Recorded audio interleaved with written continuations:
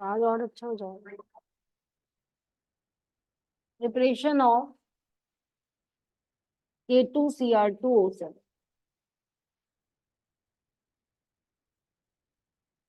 Preparation of K2Cr2O7। अब तीन ions आप लोग याद करिए। सबसे पहले तो किसी भी कंपाउंड का सोर्स याद करिए कि वो किससे बनाया जाएगा। तो इसका सोर्स है क्रोमाइट ओर।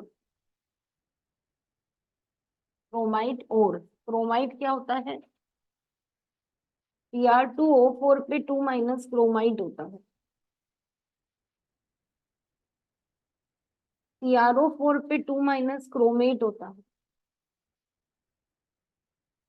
और Cr2O7 पे 2 माइनस डाइक्रोमेट होता है। पहले तो ये तीनों आयन नोट करिए, क्रोमाइट, क्रोमेट और डाइक्रोमेट। इसमें जो क्रोमेट होता है वो येलो होता है और जो डाइक्रोमेट होता है वो ऑरेंज होता है।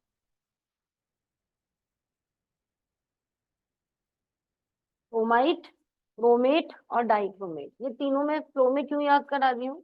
क्योंकि प्रिपरेशन में क्रोमाइट से क्रोमेट बनता है और क्रोमेट से डाइक्रोमेट बनता है। अगर आपने इनको इस फ्लो में याद कर लिया तो आपकी एक तरह से प्रिपरेशन तैयार है। सबसे पहले क्रोमाइट हमारे पास अवेलेबल है। क्रोमाइट और, क्रोमाइट एक आयन है और कोई भी और न्यूट्रल होगा तो वो आयरन के साथ होगा। तो क्या फॉर्मूला आ गया? Cr2O4 पे 2 माइनस है, काउंटर बैलेंस करने के लिए आयरन है। इसी को ऐसे भी लिख सकते हैं, FeO.Cr2O, FeO.Cr2O। क्रोमाइट से बनाया जाएगा क्रोमेट, लेकिन क्रोमेट सोडियम का बनेगा। और क्रोमेट से बनाया जाएगा डाइक्रोमेट, वो भी सोडियम का बनेगा। और फिर सोडियम डाइक्रोमेट से बनाया जाएगा पोटेशियम का डाइक्रोमेट। ये तीन स्टेप। सबसे पहला स्टेप क्या हुआ? Chromite ore is fused with alkali. Alkali क्या क्या अलाउ है? सोडियम वाले लेने हैं, या तो NaOH ले लो या Na2CO3 ले लो, in presence of excess of free air. In presence of excess of free air. तीन वर्ड्स याद करिए, किस किस को लेना है? नंबर 1 क्रोमाइट और लेना है, नंबर 2 एल्कली लेना है, तीसरा एयर लेना। ये वर्डिंग एज इट इज जाएगी बोर्ड में। क्रोमाइट और क्या है? किसके साथ फ्यूजन है, किसकी प्रेजेंस में है? और फ्यूजन का मतलब स्ट्रॉन्ग हीटिंग होता है। अब ध्यान दीजिए कि मैंने बताया क्रोमाइट किस में कन्वर्ट होता है? क्रोमेट में। तो क्रोमाइट वाला जो पोर्शन है वो किस में बदल जाएगा? क्रोमेट में। और काउंटर आयन Na मिल जाएगी। क्या फॉर्मूला बन जाएगा? Na2। उसके बाद आयरन कितने में है? यहाँ +2 में। O2 is a good oxidising agent, वो आयरन का 2 से 3 में ऑक्सीडेशन करके उससे जुड़ जाएगी। क्या बन जाएगा? और जो कार्बोनेट आयन है उससे इवॉल्व हो जाएगी CO2 गैस। अब CO2 गैस बन के निकल जाएगी। आयरन का ऑक्साइड सॉलिड है और ये आयनिक कंपाउंड है तो ये एक्वस है। क्रोमेट का क्या कलर बताया मैंने? येलो। तो ये येलो कलर का सोल्यूशन तैयार हो जाए, लेकिन इस येलो सोल्यूशन में ये मिला हुआ है तो आपको इसे छानना पड़ेगा, है ना? तो क्या लिखेंगे? Yellow solution is second step filtered. और अगला स्टेप होता है एसिडिफाइड। येलो सोल्यूशन को फिल्टर्ड करना है और क्या करना है? एसिडिफाइड करना है। एसिडिफाइड करने के लिए दो मीडियम आ सकते हैं, न्यूट्रल और एसिडिक मीडियम। इधर देखिए 3 लाइन में क्या बनेगा क्रोमेट से? कौन से कलर का है? और किसका डाइक्रोमेट बनेगा? अभी सोडियम का। To give orange crystals of orange solution of Na2Cr2O7। अब देखिए क्या बन चुका था सोडियम का, बताइए। सोडियम का क्या बन चुका था, क्रोमेट बन चुका था, Na2CrO4। इसका क्या कराया, एसिडिफिकेशन। एसिडिफिकेशन के लिए वैसे आपकी एनसीईआरटी में क्या न्यूट्रल मीडियम नहीं दे रखा है, तो आप एसिडिफिकेशन एसिडिक में ही रखो, एसिडिक में ही रखो। और एसिड का नाम लिख देती हूँ with H2SO। Yellow solution is filtered and acidified with H2SO4 to give orange solution of Na2Cr2O7। तो Na2CrO4 लिया और उसका एसिडिफिकेशन किया H प्लस के साथ। अब क्रोमेट का क्या बनाना है, और वो Na का ही बनेगा क्योंकि और कोई मेटल में लाई नहीं, तो Na2Cr2O7 बन गया। अब समझना, अगर ये HCl था तो NaCl आएगा नहीं आएगा, तो एक Na प्लस एक्स्ट्रा बनाना पड़ेगा। क्यों बनाना पड़ेगा, क्योंकि जो भी एनायन यहाँ आएगा उसके लिए Na को दोबारा आना पड़ेगा, और H वगैरह के लिए क्या बन जाएगा, H2। तो ये आपका ऑरेंज कलर का बन, ठीक है। अब ये जो सोडियम डाइक्रोमेट होता है Na2Cr2O7 has more solubility in water. अब बताइए, अगर सॉल्युबिलिटी पानी में ज्यादा है तो उसको क्रिस्टलाइन आउट करना डिफिकल्ट होगा, इसलिए सोडियम वाले को किस में कन्वर्ट किया जाता है, पोटेशियम, क्योंकि उसकी सॉल्युबिलिटी कम है तो उसके क्रिस्टल्स आराम से बन जाते हैं। फिर भी Na2Cr2O7 को अलग तो करना ही पड़ेगा यहाँ से। Sodium dichromate has high solubility in water and crystalline out. ज्यादा होते हुए भी क्रिस्टल बना के इसको बाहर तो निकाला ही जाएगा।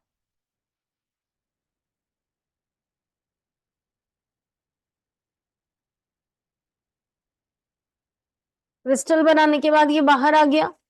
अब तीसरा स्टेप क्या करना है, reaction of Na2Cr2O7 solution with KCl, या फिर रिवर्स कर सकते हो, Na2Cr2O7 crystals with KCl solution. Na2Cr2O7 के येलो ऑरेंज क्रिस्टल डाल दो और KCl का क्या बना के डाल दो, सोल्यूशन बना के डाल दो, तो डिसॉल्व हो जाएगा। Na2Cr2O7 किससे रिएक्ट करेगा, KCl। ये तो डबल डिस्प्लेसमेंट हो गई, K का Cr2O7 आ जाएगा और बाहर क्या निकल जाएगा, NaCl। तो since solubility of K2Cr2O7 is less than किससे, Na2Cr2O7, तो orange crystal easily crystalline out.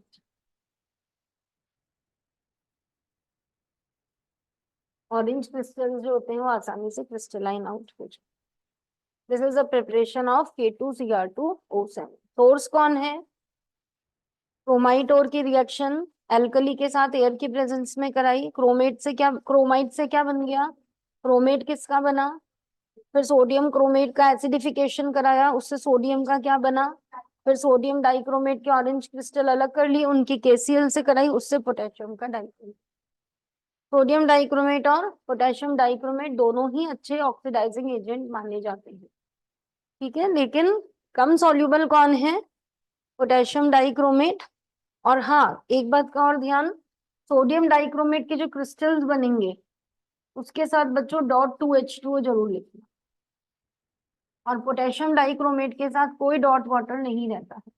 आपसे क्वेश्चन पूछ सकते हैं ऐसा क्यों, सोडियम डाइक्रोमेट की पानी में सॉल्युबिलिटी ज्यादा क्यों है पोटेशियम डाइक्रोमेट के कंपैरिजन में, तो इसका क्या आंसर होगा, सोडियम डाइक्रोमेट की मेटल कौन है, Na प्लस, पोटेशियम की कौन है, K प्लस। इसका साइज क्या है, स्मॉल, साइज स्मॉल है तो चार्ज डेंसिटी ज्यादा, चार्ज डेंसिटी ज्यादा समझ रहे हो ना, मतलब छोटे साइज पे एक +1 है और पोटेशियम में बड़े साइज पे +1 है, तो चार्ज की ताकत कम हो गई।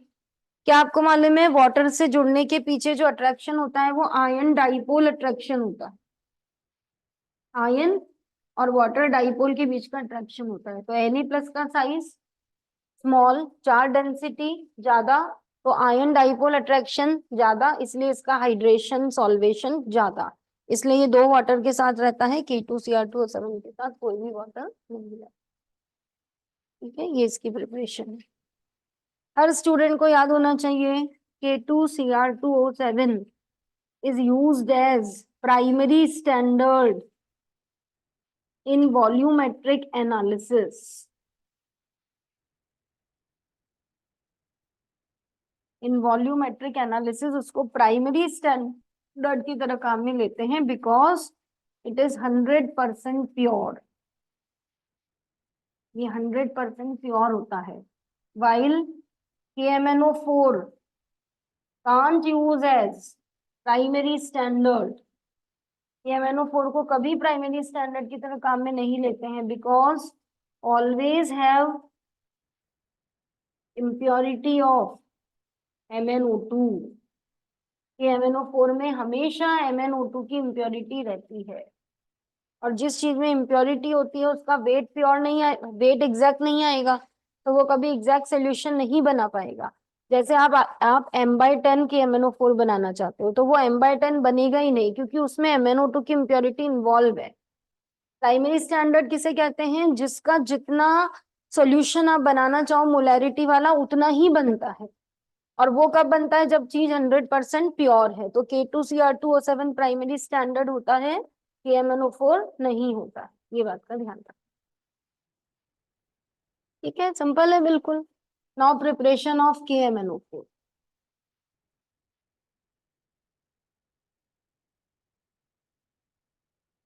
अच्छा, इसमें एक चीज और सिखानी है, पीएच का इफेक्ट क्या होता है, वो भी एक अच्छा क्वेश्चन है इसमें।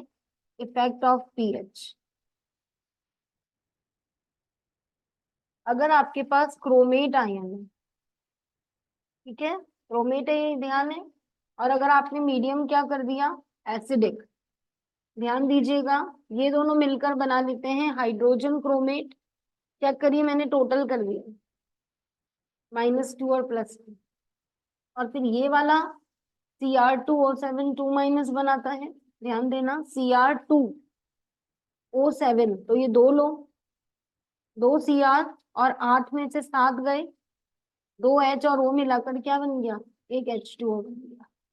अपनी एनसीईआरटी में ये मिसिंग है, मतलब सीधे इससे वो देगा। तो अभी कौन सा मीडियम है? एसिडिक, मतलब पीएच आपने कम किया है। तो जब आप पीएच कम करते हो, कौन सा मीडियम करते हो? एसिडिक, तो क्रोमेट से क्या बनता है? मतलब येलो जो सोल्यूशन होता है वो ऑरेंज में कन्वर्ट हो जाता है। और जब आप मीडियम को कैसा लोगे? बेसिक, तो डाइक्रोमेट जो होगा, बेसिक मीडियम मतलब OH लोगे, वो क्रोमेट में कन्वर्ट हो जाएगा, और साथ में वाटर।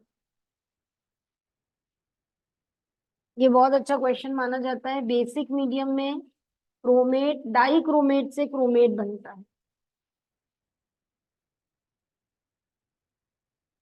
के अंदर ऑरेंज जो होता है वो येलो होता है,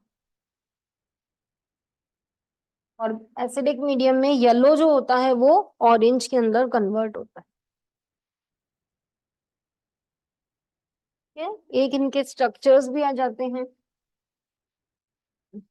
structure of chromate and dichromate. Chromate का टेट्राहेड्रल स्ट्रक्चर है, क्रोमियम 4 ऑक्सीजन से टेट्राहेड्रली सराउंडेड है, और नेट चार्ज कितना दिखा देना है? -2। दूसरा रास्ता आप क्या कर सकते हो? क्रोमियम को टेट्राहेड्रली 4 ओर से दिखाओ, -2 चार्ज 2 अलग अलग पे दिखा दो, और जो रिमेनिंग 2 हैं उनका डबल बॉन्ड दिखा दो। अब क्रोमियम का तो d ऑर्बिटल जाएगा और ऑक्सीजन का p जाएगा। तो एक बार क्वेश्चन आया था, इस पाई बॉन्ड का क्या नेचर है? तो ये पाई बॉन्ड हो गया आपका d π p π। d किसका गया? क्रोमियम का, और p किसका गया? ऑक्सीजन, तो d π p π। ठीक है, फिर स्ट्रक्चर है डाइक्रोमेट आयन का, में सेंट्रल में कौन है? क्रोमियम, ऑक्सीजन, और 3 ऑक्सीजन इधर और 3 ऑक्सीजन इधर, और ये एंगल इंपॉर्टेंट है 126 डिग्री। अगर आप चाहें तो एनसीईआरटी में से ये वाली बॉन्ड लेंथ और ये वाली बॉन्ड लेंथ ले लेना। ये वाली बॉन्ड लेंथ ज्यादा है और ये वाली बॉन्ड लेंथ कम है, बस इतना जरूर ध्यान रखना। अब इसको आप कैसे प्रोनाउंस करोगे? तो ये वाला पार्ट देखो तो ये एक टेट्राहेड्रल है, और ये वाला पार्ट देखो तो ये भी एक टेट्राहेड्रल है, और दोनों टेट्राहेड्रॉन के बीच में एक ऑक्सीजन शेयर हो रखी है, तो इसको आप बोलते हो 2CrO4 tetrahedral units sharing 1 oxygen या 1 कॉर्नर। दो यूनिट्स हैं और दोनों में एक ऑक्सीजन की शेयरिंग हो रखी है। कितने एंगल पर? With CrO angle 126।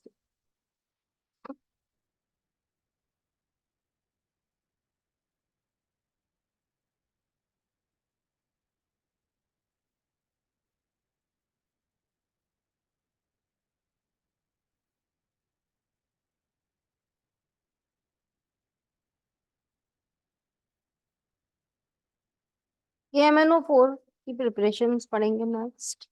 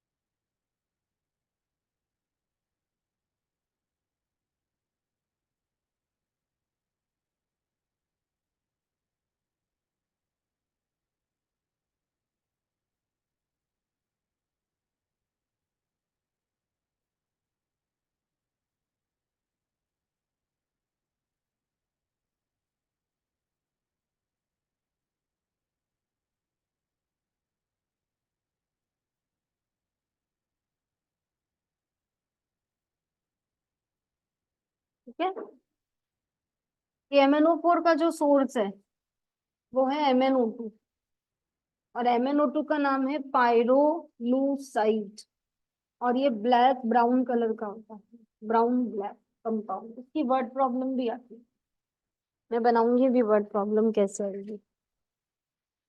ये रफ कर दूं, हो गया।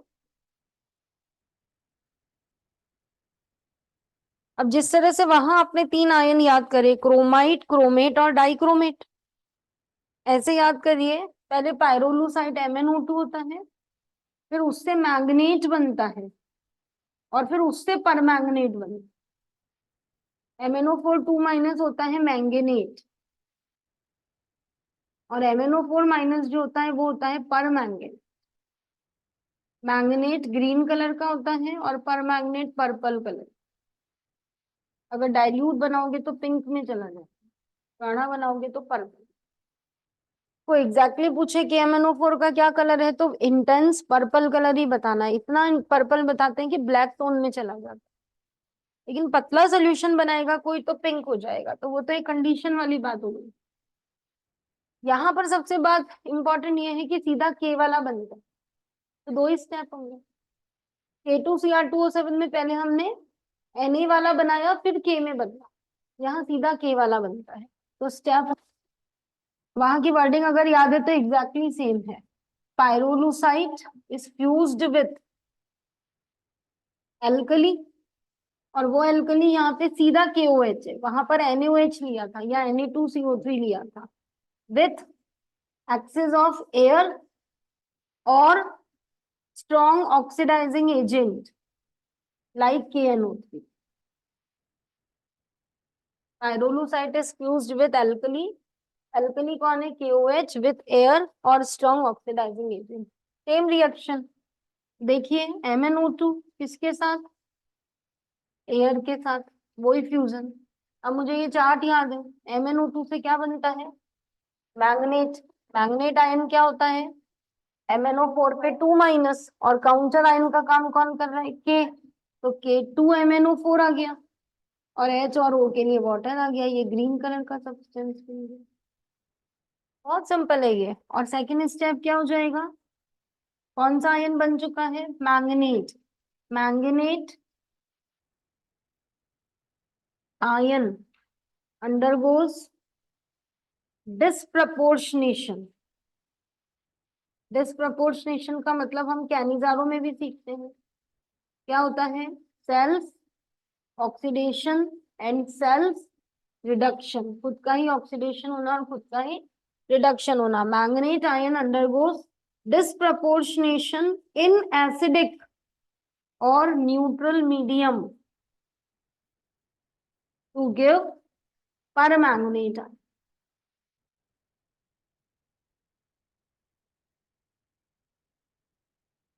टू गिव परमैंगनेट आयन, क्या करना है मैंगनेट आयन का, डिस्प्रपोर्शनेशन। कौन से मीडियम में, एसिडिक या फिर, एनसीईआरटी ने एसिडिक में करके दिखाया है, तो देखिए रिएक्शन, ये मैंगनेट आयन आ गया, कौन सा मीडियम लेना है, में इसका क्या कराना है, डिस्प्रपोर्शनेशन।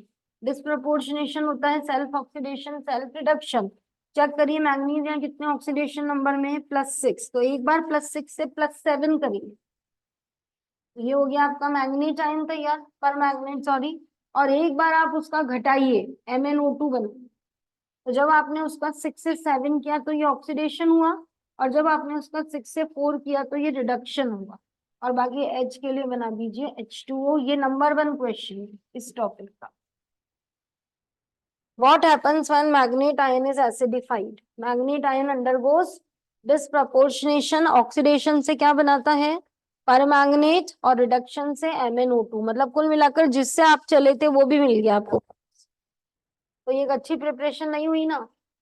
हमको तो MnO2 से ये बनाना था, और पहली बात ये डिस्प्रपोर्शनेशन ही नुकसान है, क्योंकि we want only oxidation because this is a preparation of KMnO4। तो ये जनरल प्रिपरेशन है। अब इंडस्ट्रियल प्रिपरेशन के समय इंडस्ट्री वालों को तो चीज मैक्सिमम बनानी है, तो वो लोग रिडक्शन होने ही नहीं देंगे और सिर्फ ऑक्सीडेशन करेंगे, वो भी इलेक्ट्रोलाइटिक, क्योंकि इंडस्ट्री में बहुत ज्यादा अर्निंग है, तो वो लोग इलेक्ट्रिसिटी की कॉस्ट को अफोर्ड कर सकते हैं। तो ये जनरल मेथड चल रहा है, और इंडस्ट्रियल मेथड में क्या चेंज हो जाएगा, रिडक्शन नहीं होने दिया जाएगा, सिर्फ ऑक्सीडेशन होगा, तो वो इंडस्ट्रियल बनेगा। तो ये जनरल प्रिपरेशन है, जनरल प्रिपरेशन।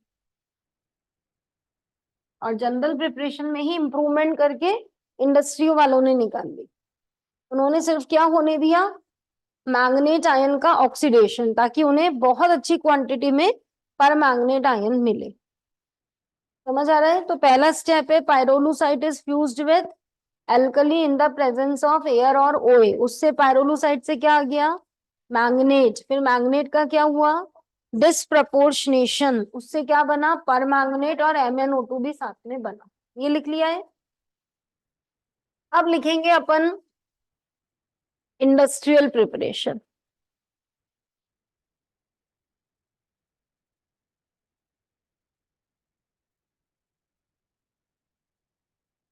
इंडस्ट्रियल प्रिपरेशन,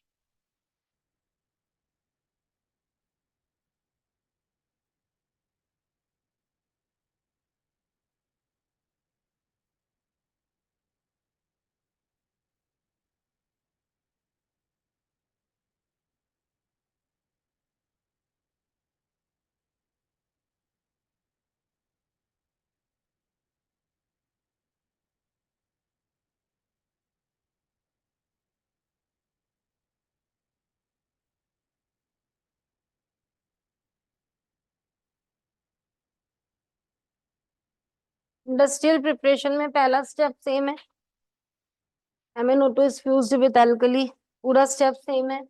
और सेकेंड स्टेप में क्या नहीं कराएगा, डिस्प्रपोर्शनेशन में रिडक्शन ना करा के सिर्फ इसको क्या चाहिए, ऑक्सीडेशन, है ना। तो देखिए एनसीईआरटी में कितना अच्छे से इसको लिखा हुआ है, एल्कलाइन, इस वाली चीज को देखना, alkaline oxidative fusion, of MnO2 followed by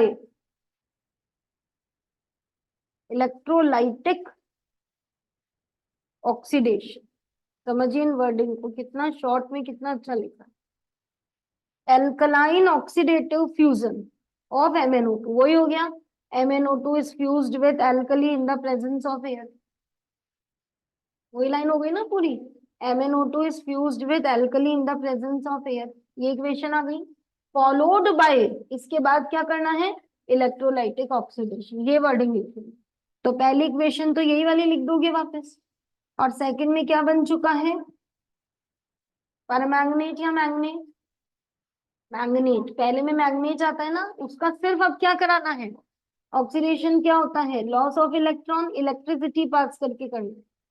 तो -2 में से एक माइनस गया तो कितना बच गया, एक माइनस, और एक माइनस वाला आयन ही कौन है, पर मैंगनीज। तो यील्ड कितनी अच्छी है, सारा मैंगनीज 7 में गया, और पीछे 7 में भी जा रहा था और 4 में भी जा रहा था। तो ये वर्डिंग है, बहुत ही अच्छे से लिखा। Alkaline oxidative fusion of MnO2 followed by it's electrolytic oxidation, ये इंडस्ट्री है। पहला मेथड इसमें सेम है, पहला स्टेप इसमें सेम है, और सेकंड स्टेप में इन्होंने सिर्फ क्या कर दिया, ऑक्सीडेशन कर।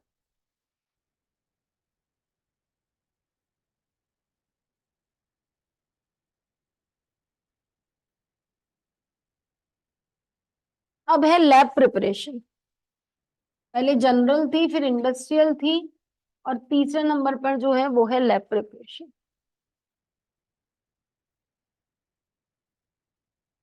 लैब प्रिपरेशन रटनी पड़ेगी, देखो Mn का 2+ लेना है, परऑक्सो डाई सल्फेट आयन लेना है, हायो सल्फेट नहीं है ये, परऑक्सो डाई सल्फेट आयन, और प्लस लेना है H2O, ये रटनी पड़ेगी।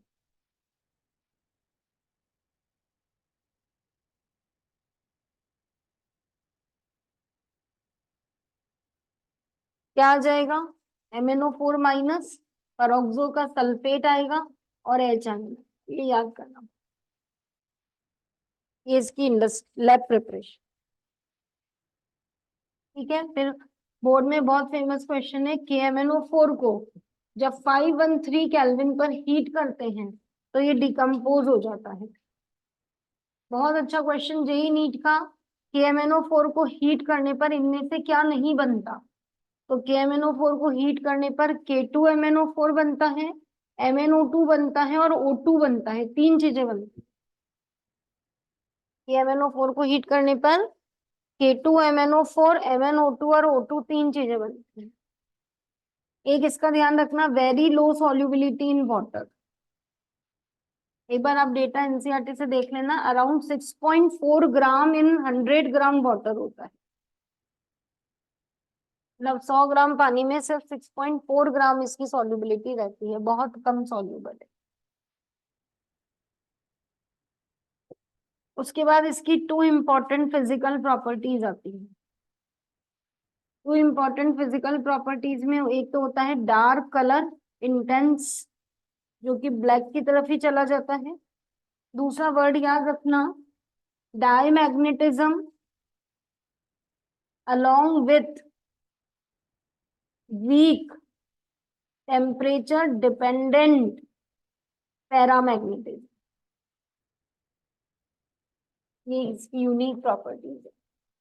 डायमैग्नेटिज्म तो होगा ही होगा, बताइए क्यों।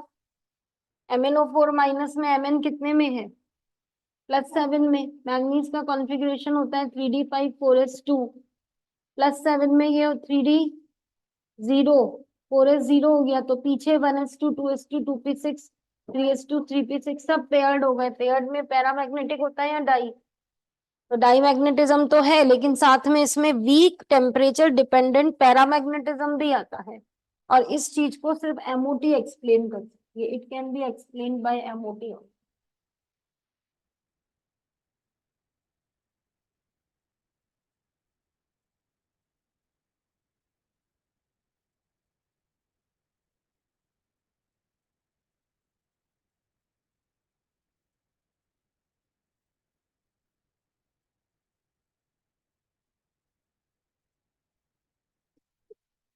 के बाद ध्यान रखिए KMnO4 is isostructural with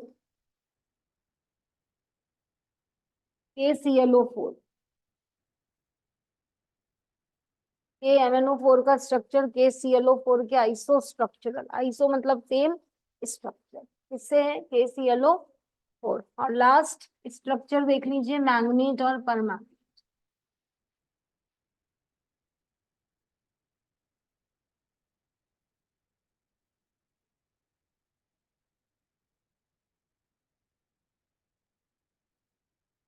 क्या स्ट्रक्चर है, बोथ टेट्राहेड्रल, Mn के साथ 4 ऑक्सीजन, कितना चार्ज दे रखा है 2 तो 2 को माइनस दे दो और 2 के साथ डबल बॉन्ड बना दो। जो ऑक्सीजन पे माइनस है उसके पास कितने इलेक्ट्रॉन हो गए, थे 7 हो गए, 7 वाला 1 की शेयरिंग करेगा 8 हो जाएगा, और जो नॉर्मल है वो 6 वाली 2 की करेगी। यहाँ पर कितना चार्ज है -1, तो 3 के साथ डबल बॉन्ड बना, दोनों टेट्राहेड्रल। पाई बॉन्ड का नेचर क्या है, डी पाई पी पाई, मैग्नीज का डी है और ऑक्सीजन का पी है, तो D pi P pi.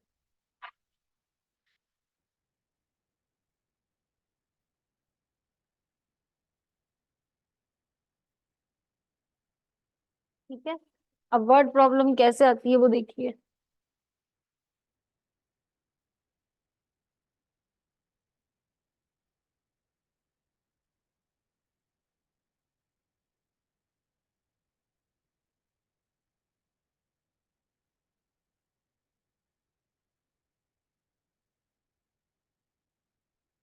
Compound A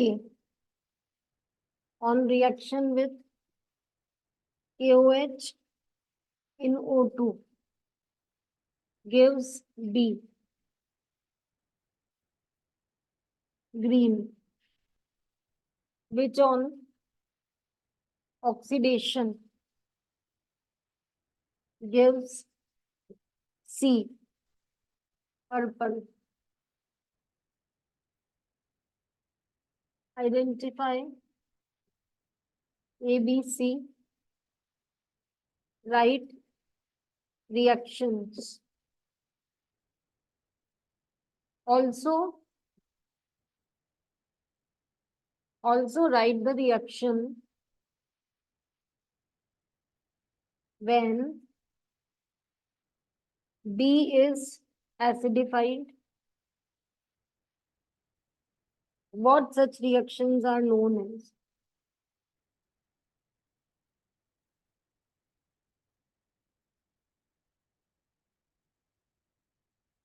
And second, C in acidic medium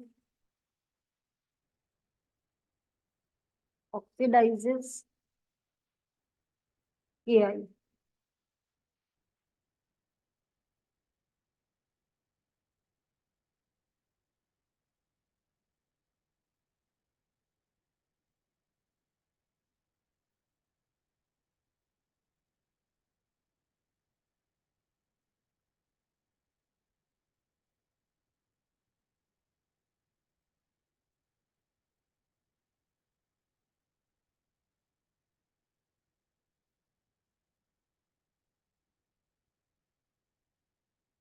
ठीक है, अब इसमें क्या क्या हिंट्स है, ग्रीन दे रखा है, पर्पल दे रखा है, क्या आप समझ गए, पता चल गया कि MnO4 वाला क्वेश्चन है। तो कैसे करोगे, ए कौन है, MnO2 पायरोलूसाइट, बी कौन है, मैंगनीज आयन, है ना, जो कि ग्रीन कलर का है, मैंगनीज नाम लिख देना, चाहो तो पोटेशियम मैग्नेट भी लिख सकते हो, KOH दे ही रखा है। सी कौन है, KMnO4 भी लिख सकते हो, पर मैंगनीज आयन, पहला काम कर दिया। ठीक है, अब रिएक्शंस लिखवाई हैं, तो पहली रिएक्शन क्या हो गई, MnO2 is fused with alkali in the presence of air, क्या आ जाएगा, K2MnO4 और वाटर। अब दूसरी रिएक्शन देखो, सिर्फ ऑक्सीडेशन वाली ली है, समझ रहे हो, इंडस्ट्रियल लिया है, तो MnO4 2 minus, minus electron gives MnO4 minus आ गया। अब क्या कहा, also write the reaction when B is acidified, B कौन है, मैंगनेट, मतलब वो जनरल प्रिपरेशन वाली रिएक्शन लिखवा ली, एसिडिफाइड। इधर तो इंडस्ट्रियल प्रिपरेशन करा ली, इसको अलग से लिखवा लिया। इसमें क्या बनता है, MnO4 माइनस MnO2 और water. What such reactions are called, disproportionation. ऐसे उसको नया क्वेश्चन बनाने का चांस मिल जाता है, disproportionation. Sees acidic medium oxidises किया, ये जो कल सिखाया था। सी कौन है, KMnO4। तो KMnO4 जब KI को ऑक्सीडाइज करता है, तो वो वाला टॉपिक और ये वाला टॉपिक मिलाकर ऐसे वर्ड प्रॉब्लम।